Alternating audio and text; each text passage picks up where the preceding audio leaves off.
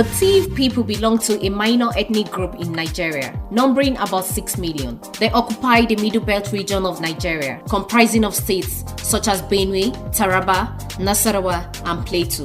They can also be found in Cameroon.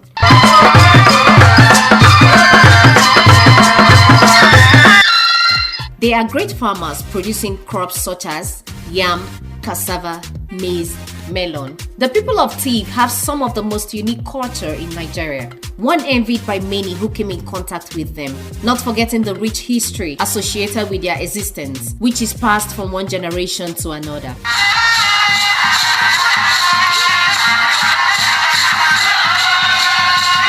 Marriage in Tiv land is rooted in the rich culture of the Tiv people, having different manners of marriages, which include marriage by exchange, known as Yamshi, marriage by capture, Kwasengoho, elopement marriage, Kwase Uyevese Min, and marriage by bride price, which is currently being practiced in Tiv land. Mr. Mike Yahweh speaks more on these forms of marriages. In the ancient days, you needed to have a sister to exchange with another person who also had a sister for you to get married. This was very difficult because, like in my father's family, there were 5 boys with no sister. So they needed an uncle of theirs to borrow him his daughter, which the eldest of my father's brothers will exchange with somebody else. That one will come and born children. Among the female, they will use one to repay that debt that was borrowed by my father. So people like my father were on the waiting line until the white men came, and the second aspect of marriage, which is by bride price, came in. The third one, it's not really cultural, but it's there, is the one that a boy elopes with his lover without necessarily paying the bride price, and then he sends his parents, who come to tell the father-in-law and the mother-in-law that, look, your daughter is with us. Usually they come with certain traditional things to appease the father.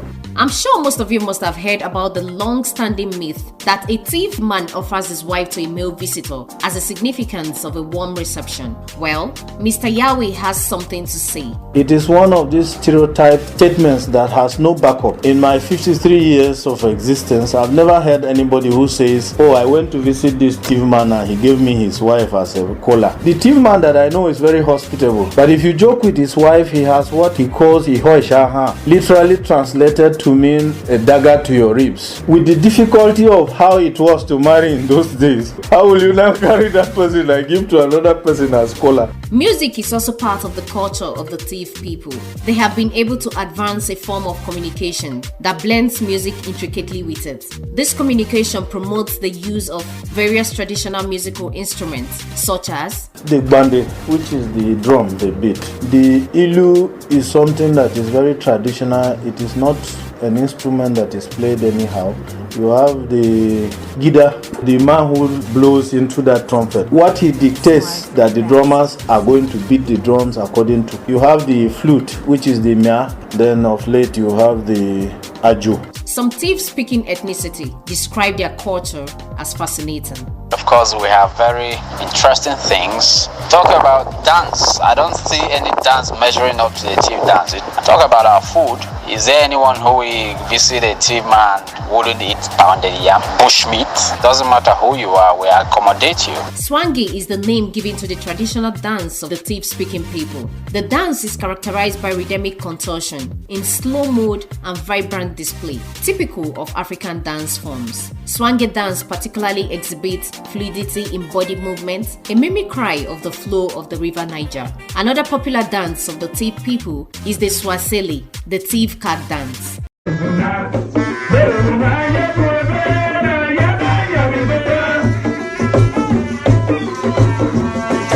Since time immemorial, the Tiv people have perfected the art of weaving, a craft passed from generation to generation. Tiv people favor their traditional attire to any other form of attire due to the strong cultural identity it commands. There is tugudu, which is used strictly for burying dead ones. The Tiv women like to put on a special fabric known as iviavtio, which is worn during important occasions.